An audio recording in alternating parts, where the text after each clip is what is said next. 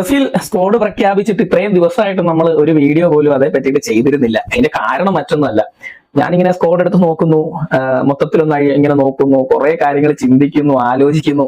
സത്യം പറഞ്ഞിട്ടുണ്ടെങ്കിൽ എനിക്ക് ഒരു എത്തും പിടിയും കിട്ടുന്നില്ല എന്നുള്ളതാണ് സത്യം. എല്ലാ വർഷവും നമ്മൾ എല്ലാ സീസണിലും, എല്ലാ ഫിഫ സീസണിലും നമ്മൾ പറയും ബ്രസീൽ ഫേവറേറ്റ്സ് ആണ്, അവർ ഫൈനൽ കളിക്കും, അവർ കപ്പടിക്കും. അപ്പൊ അത്ര കണ്ട് സ്ക്വാഡ് അവരുടെ കയ്യിലുണ്ട്, അത്ര കണ്ട് പ്ലേയേഴ്സ് അവിടെ ഉണ്ട്. ഇപ്പൊ തന്നെ നമുക്കറിയാം, പുറത്ത് നിൽക്കുന്ന പ്ലേയേഴ്സിനെ വെച്ചിട്ട് പോലും അവർക്ക് ഒരു സ്ക്വാഡ്, ഒരു ടീം ഉണ്ടാക്കാനുള്ള പ്ലേയേഴ്സ് അവിടെ ഉണ്ട് എന്നുള്ളതാണ്. അപ്പോ ഞാൻ നോക്കുമ്പോ പലരും ഇപ്പം നെയ്മർ തിരിച്ചു വന്നിട്ടുണ്ട്, അതേപോലെ ലൂക്കാസ് പാക്വീറ്റോ തിരിച്ചു വന്നിട്ടുണ്ട്.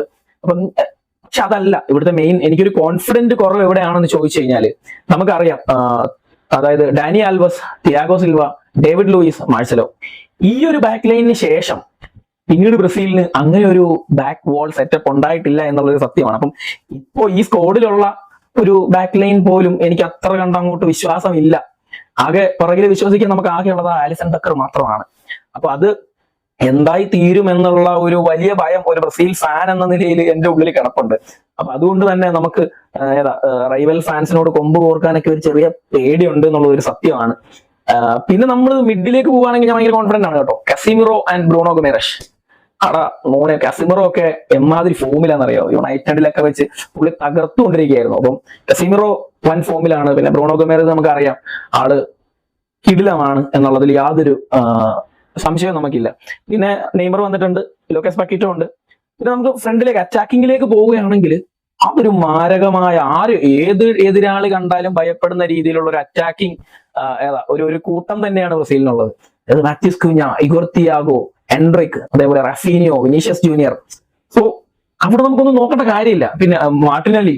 അപ്പോ അവന്മാരൊക്കെ അവരുടെ ക്ലബുകളിൽ കളിക്കുന്ന കളി ഇവിടെയും കൂടെ കളിച്ചു കഴിഞ്ഞാൽ തീരാവുന്ന പ്രശ്നങ്ങളേ ഉള്ളൂ. അത് വേറെ കാര്യം. അവർക്ക് ബോൾ പ്രൊവൈഡ് ചെയ്യാനായിട്ട് നെയ്മർ ഉണ്ട്, അക്കിറ്റോ ഉണ്ട്, പിന്നെ കസിമിറോ ഫോമിലാണ്, ബ്രൂണോ ഗൊമേറസ് ഉണ്ട്. അപ്പം ആ ഒരു ഫ്രണ്ട് ഒരു അറ്റാക്കിംഗ് പരിപാടിയിലേക്ക് നമുക്ക് നോക്കുക വേണ്ട. അതിൽ നമുക്ക് 100% കോൺഫിഡന്റ് ആണ്. പ്രശ്നം വരുന്ന മറ്റൊരു സ്ഥലം എന്ന് പറയുന്നത്, കൂടുതലും പ്ലേയേഴ്സ് ഇന്ന് യൂറോപ്യൻ ശൈലിയിൽ തന്നെ കളിക്കുന്ന പ്ലേയേഴ്സ് ആണ് ബ്രസീലിനുള്ളത്.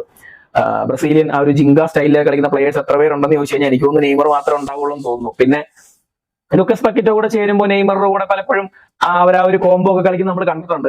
അപ്പോൾ ലൂക്കാസ് പാക്വീറ്റോ, നെയ്മർ, ഈ രണ്ട് പ്ലേയേഴ്സിനെ മാറ്റി നിർത്തി കഴിഞ്ഞാൽ ജിങ്ക സ്റ്റൈലിൽ അല്ലെങ്കിൽ ബ്രസീലിയൻ സ്റ്റൈലിൽ കളിക്കുന്ന പ്ലേയേഴ്സ്, പിന്നെ ഇടയ്ക്ക് റഫീനിയോയും അതേപോലെ വിനീഷ്യസ് ഒക്കെ കളിക്കാറുണ്ടെങ്കിലും അവർ കൂടുതലും യൂറോപ്യൻ ഫുട്ബോൾ തന്നെ കണ്ടിന്യൂ ചെയ്യുന്ന ആളുകളാണ്. പിന്നെ മാനേജർ കാർലോ അഞ്ചലോട്ടിയും ഒരു യൂറോപ്യൻ മാനേജറാണ്.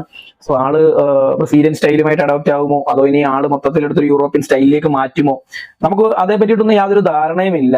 പിന്നെ നെയ്മറെ സംബന്ധിച്ചിട്ട് അറിയാലോ, ഇപ്പം നെയ്മറെ തന്നെ കാർലോ അഞ്ചലോട്ടി സ്ക്വാഡിലേക്ക് എടുത്തിട്ടത് ഒരുപാട് പ്രഷർ കാരണമാണ് എന്നുള്ളൊരു ടോക്ക് ഉണ്ട്. ഒരുപക്ഷെ ആയിരിക്കാം, കാരണം കാർലോ അഞ്ചലോട്ടിക്ക് നെയ്മർ വേണം എന്നുണ്ടായിരുന്നില്ല എന്ന് തന്നെയാണ് പുള്ളിയുടെ ഒരു മനോഭാവത്തിൽ നിന്ന് നമുക്ക് മനസ്സിലാവുന്നത്. പക്ഷേ കാർലോയ്ക്ക് അറിയാം, നെയ്മർ ഇല്ലാണ്ട് അങ്ങോട്ട് പോയിട്ട് എന്തെങ്കിലും സംഭവിച്ചു കഴിഞ്ഞാൽ ആ കുറ്റം മുഴുവൻ കാർലോയുടെ തലയിലേക്ക് വരും. നെയ്മർ ഇല്ലാതെ പോയത് കൊണ്ടാണെന്ന് വരും എന്നുള്ള കാര്യവും പുള്ളിക്ക് അറിയാം. അതുകൊണ്ട് തന്നെ നെയ്മറെ എടുത്ത് സ്കോഡിൽ ഇട്ടു. പിന്നെ ശരിക്കും പറഞ്ഞ ഒരു സത്യം എന്ന് പറഞ്ഞു കഴിഞ്ഞാൽ, ഇന്ന് നമ്പർ 10 ജേഴ്സി അണിഞ്ഞ്, ബ്രസീലിന്റെ നമ്പർ 10 ജേഴ്സി അണിഞ്ഞ് ആ വെയിറ്റ് ലിഫ്റ്റ് ചെയ്തുകൊണ്ട്, ആ വെയിറ്റ് ക്യാരി ചെയ്തുകൊണ്ട്, ടീമിനെ ക്യാരി ചെയ്തുകൊണ്ട് കളിക്കാനുള്ള ഒരു പ്ലെയർ, അതായത് ആ നെയ്മറുടെ സ്ലോട്ടിൽ നെയ്മറെ പോലെ മറ്റാരും ഇല്ല എന്നുള്ളൊരു സത്യമാണ്. എല്ലാവരും പറഞ്ഞു ജാവോ പെഡ്രോയുടെ സ്ലോട്ടിലാണ് നെയ്മർ വന്നിരിക്കുന്നത്, നെയ്മർ വന്നതുകൊണ്ട് ജാവോ പെഡ്രോയുടെ സ്ലോട്ട് പോയി എന്നൊക്കെ പറയുന്നുണ്ട്. അത് ഒരു തെറ്റിദ്ധാരണയാണ്. നെയ്മർ വന്നിരിക്കുന്നത് നെയ്മറുടെ തന്നെ സ്ലോട്ടിലാണ്. ആ സ്ലോട്ടിന് വേറെ ആരും അവകാശികളില്ല. ആ ഒരു സ്ലോട്ട് അങ്ങനെ തന്നെ കിടക്കുകയാണ്. അത് ആരെ കൊണ്ടും ഫില്ല് ചെയ്യാൻ ഇതുവരെ പറ്റാത്ത ഒരു സ്ലോട്ടാണ്. അപ്പൊ എന്തായാലും നെയ്മർ വന്നത് വളരെ നന്നായി. കാരണം ആള് ഉള്ളത് എപ്പോഴും ബ്രസീലിന് ഒരു ഇമ്പാക്ട് തന്നെയാണ്. ബ്രസീലിന് എപ്പോഴും അതൊരു കോൺഫിഡന്റ് ആണ്. ബാക്കി പ്ലേയേഴ്സിനൊക്കെ ഒരു കോൺഫിഡന്റ് ലഭിക്കാൻ സാധ്യതയുള്ള ഒരു പരിപാടിയാണത് നെയ്മർ അവിടെ ഉള്ളത്. അപ്പൊ നമുക്ക് എന്തായാലും കാത്തിരിക്കാം. എന്തായാലും ഞാൻ 100% കോൺഫിഡൻസിലൊന്നും അല്ല. ബ്രസീലിന്റെ ബാക്ക് ലൈൻ ആണ് കേട്ടോ എനിക്ക് പ്രശ്നം. അത് എന്താകും എന്നൊരു ഐഡിയ ഇല്ല. എന്തായാലും നമുക്ക് നോക്കാം. Thank you.